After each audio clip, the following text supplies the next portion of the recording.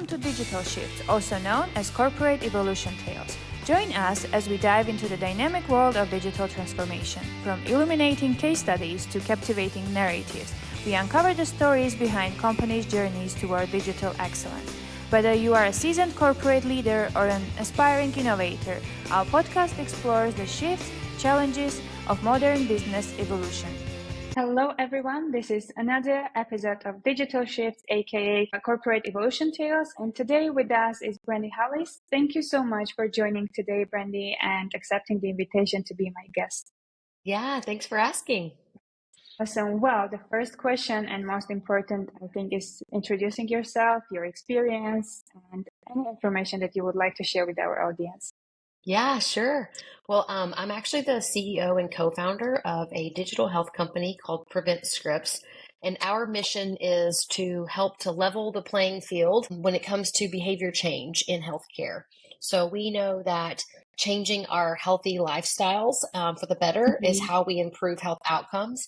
So we have taken a combination of technologies and wrapped them up into one platform, and we help primary care providers help their patients to accomplish healthy living change.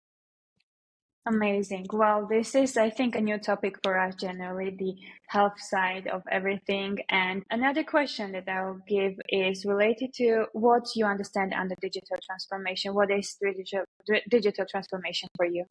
Yeah, great question. I was actually thinking, of course, internally in our company, we think about it, but we are a technology company. So we are a software company first. So really digital transformation in our minds is really more about our clients and about healthcare and how we help healthcare think about digital transformations. And there's been a lot of advancements over the last several decades, but we still see a lot of change management necessary to really accomplish the type of transformation we think can really improve the healthcare experience for providers and for patients. Right. Awesome. You mentioned about change management. I think that is one of the processes that we need to take into account when generally having the digital transformation. Could you explain more about the change management and how you are actually managing the changes that are coming to you? Yeah. So, again, this is really our focus is outward on our clients, because when you think about the current situation of primary care in the United States and the traditional reasons why we seek primary care as patients and the way we experience healthcare when we get to our primary care provider, it's still very similar than it was 40 years ago. There might be the addition of a patient portal. So you might get to log in first and check in on your appointment and fill out a couple forms and then see your medications later or your medical record later. That's really as far as we've gotten when it comes to digital transformation in primary care.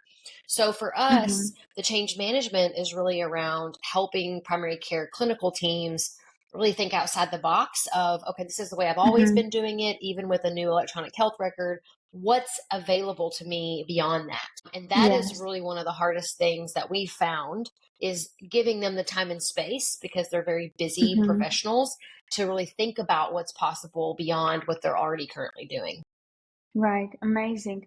Well, I think there are definitely some processes generally that can be improved, and of course that expects a lot of communication. So another question that I think you definitely have an answer for about the communication. Do you think it is important to have a good communication for change management, generally for digital transformation, anything that you are doing regarding the work? Yeah, I think good communication is a wide open topic. I think that the type of communication is really critical, meaning I see us as more of a facilitator of the change. So when you're a facilitator, you think differently about what communication looks like. It's not a one-way communication. It's a back and forth. It's an inquisitive communication, curiosity communication.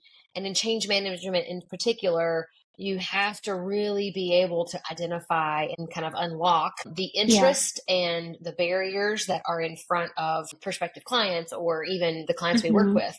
And so I think the listening side of that and the getting really good at the facilitation piece is critical in the communication of change management. Agree.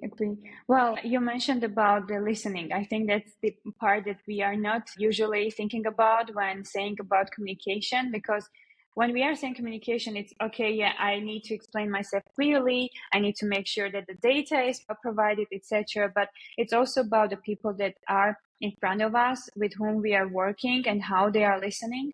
So were there any challenges that you can mention about other part that is participating in digital transformation? Sure. Yeah. We've learned a lot over the many implementations that we've done with our platform. And, going from the very first one where we kind of thought we had it all figured out and we created these training manuals and we sat in front of groups of people and just spoke at them the whole time. Later on to find out that none of that was ingested into their brains. And so when we get months down the road and we're like, why are they not doing this thing that we told them about? Obviously, we did not engage them in a way that was truly learning. They sat there and nodded their head very politely, and that was pretty much it. So what we recovered from that with that initial client by actually, speaking of data, taking data back to the owner of the practice and showing him specifically, here's all of the missed opportunities that we've seen. If we would have taken on those missed opportunities, here's what kind of revenue we would have seen, how much patient impact we would have seen. And that was a really great motivator at the top to really kind of re-engage on, okay, now how do I get my staff to really buy into this? He used some carrots, with some bonuses and things like that that really helped. But now as we think about, and we've done more implementations, we're getting better and better at it all the time. And so we're really constantly challenging ourselves to think about, what is the interaction? What does the interaction need to look like? It's not a talking at the team. It's really an engaging in the team, figuring out what drives them, what motivates them, and then how to connect what we're doing to that. I think that's critical. It's very hard. It's the hardest part of it all, I think. And it's not a perfect science, but it's worth the exercise, I would say. Yes, definitely. And I think one part of it is also lessons learned. That's how I'm calling it as ex-project manager. So I think that it's crucial to have the lessons learned registered or anything, any documentation that will basically provide with the examples of what we learned from the mistakes that we did so we can improve the processes in future, right? Or we can suggest to our new customers, okay, this is what we learned and that's why we are doing it this way. Do you think that generally the documentation and having the process documented is helping, and it can also cause less time waste on generally managing the digital transformation? I think in the ideal world, yes. I think that the challenge is when you are trying to run a fast-paced implementation to get something started and done because the customer wants it and you want it, there's a balance. And I don't know that we've found it, but you do want the documentation on some level, but to really take the time to do that, it's just hard. And then to even make that documentation meaningful afterwards is another set of time and capacity needed. And so I don't know that I know, truthfully, the right fit for that. I wish I could find a good formula, but I don't know that I know one yet, to be very honest with you. Awesome. Okay. And when we are speaking about digital transformation, I think another part of it is the technology that we are using. Are there any specific technologies that you are using or you are investigating on changing the technology that you are currently using? Yeah, that's a great question. I mean, our stack is pretty deep because we've had to really take a bunch of different technologies and piece them together to make this platform work with all the different moving pieces. So you've got patient engagement side on the mobile, you've got website, you've got electronic health record integrations, and you've got all the database work happening. I mean, honestly, of course, AI and machine learning is the hot topic these days. We see a lot of use cases for like what I would call low-hanging fruit for our platform. And so that's one thing that's in our mind right now is just the automation of the easy stuff that we know won't necessarily impact user experience, because in healthcare, the human to human interaction is really critical, but that will help our operations and help our efficiency on our side. So we've also been looking at RPA quite a bit with one of our new advisors we brought to the table. That also seems like a very easy lift of taking a lot of our processes and turning and using RPA to make them easier. So yes, we're definitely thinking about it, and it's on the roadmap. And we have a full stack dev team that we work with. And so it's not a fast moving thing because we have some other things we're trying to solve for first, but I wish we could snap our fingers and it'd be ready. Well, Well, I think, yeah, that will not happen even with having 100% AI helping you with everything. Exactly. That's So, right. yeah, the expectation from AI is are very high actually. Generally, like people when saying AI, they're like, okay, they will do work instead of us. I'm like, no, they will not. N- Sure. Nope. Nope. I know Yeah, yeah, our brains are hoping for the easy path, right? And it's just not really available exactly. yet. Yeah. Yes. And I think there is also, so you mentioned about the team that you have, the advisors that are working with you. So another question that I have for you is related to the experience of people that with whom you are working.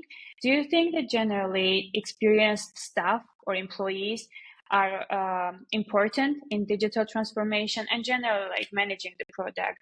Is it about the amount of people that you have, or is it about having experienced one? That's a great question. That's a really great question. I don't know that I know the answer. I mean, I Mm-hmm. guess my answer to that would be kind of both and, Mm-hmm. because and depending on the output you're looking for. So for example, we have certified medical assistants that work with us to outreach to patients and help drive billable activity for the providers. And, mostly those certified medical assistants are not going to have some big digital transformation background because they're going to have provided a Yeah. specific role in healthcare.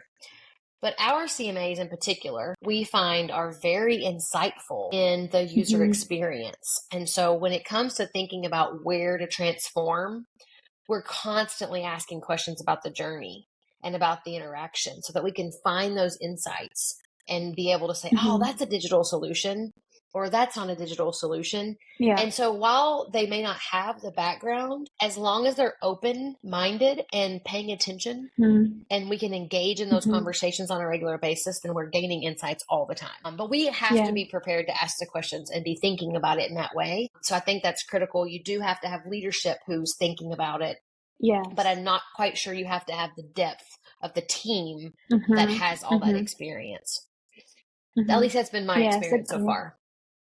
No, I think you are definitely correct there. Based on my experience, it's not always about the years of experience that person has, rather than the motivation that there is to learn and to teach. So you can always have that self-development path always active, and you can learn from anyone, but it's all about the motivation that you have to grow and to be able to grow other people as well. So I think, yeah, it's, as you mentioned, it's not about a specific, it's more about the mix of people that can help, but also people that are ready to learn and give their productive work to on the table, right?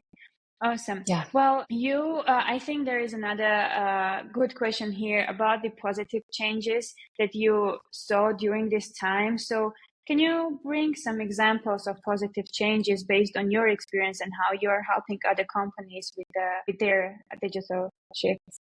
Yeah. I mean, and going back to the healthcare side, the number one objection by any client that we work with and doing something new, which is what they're doing when they sign up with us, is Mm-hmm. time, and they don't have time. The Mm-hmm. really great thing about that, though, is that we're expanding their time in a lot of ways. So in primary care, the time it takes to get through a patient visit and see the doctor and get your situation taken care of is usually Mm-hmm. 10 to 15 minutes max. In some Mm-hmm. cases, in the new healthcare models, you might get 20 to 30 minutes, but you're Yeah. not getting this long established time for really to talk to patients about moving their body more or drinking more water Yeah. or nutrition. And a lot of times it's not a Mm-hmm. good use of the primary care doctor's time anyway, because they're really highly trained to, solve those highly Mm-hmm. medical complicated problems. The positive impact that we've really been able to see is how we can very well connect those doctors to their patients in a different way for longer term Mm-hmm. on more day-to-day type of needs that the patient may have. And so a lot Right. of times these patients are getting targeted by ads on social media or on TV Mm-hmm. around all these programs they can sign up for that are outside of their doctor's office. They can pay hundreds of Mm-hmm. dollars a month to be in them. They can have all this help. But to be able Yeah. to do this with your doctor and have it covered by insurance is absolutely critical. Mm-hmm. So just having that program and platform available to patients is definitely game changing. And we've seen a lot of really cool outcomes and patients changing their lives and being healthier because of the use of it. Agree. Well, I think nowadays the time is the most precious thing that people have, and they really value the speed of the process that can be provided in any service in this world. So I think that's cool and really important to make sure that the time of the service is generally improved. And I think digital transformation is helping with it. So amazing. Well, any suggestions that you will give to the audience related to digital transformation, and based on your experience, what do you think? What kind of suggestions and what they need to know about it? Yeah, great question. I mean, I think the change management conversation that we had is just the most critical piece of all of it. Everyone is at a different level when it comes to thinking about the use of digital technology to solve problems. We all live it and experience it now, so it's different than it was a decade ago. But even then, it's still, we're all at different levels in our understanding. So I think establishing those core understandings from the beginning, I found a lot of success in being able to bring it back to that, the conversation back to that before you jump in, really nailing down what are we solving for? What's the actual problem we're solving for? That's probably my number one advice, is to land on the problem and don't let it be vague and don't let it be high level. Let it help get to a very specific point that everyone agrees to. And then the solution comes, and the whole process afterwards is smoother because you've landed on the true problem to solve. Agree. So I think it's all about the objective, having the right goal set even before starting the digital transformation, any process. So you need to identify the goal and the need that you have to be able to manage also the plan and all other stuff related to it. That's right. Amazing. Awesome. Well, any last words, anything you would like to share with the audience related to your company or anything else? I don't think so. I think we covered a lot, but thank you so much for having me. I really appreciate the invitation. Awesome. Well, thank you so much again for being the guest and sharing with us the experience that you have. I'll make sure that all the information is in the LinkedIn post so they contact with you as well. And yeah, thank you so much again. Have a great day. Absolutely. You too.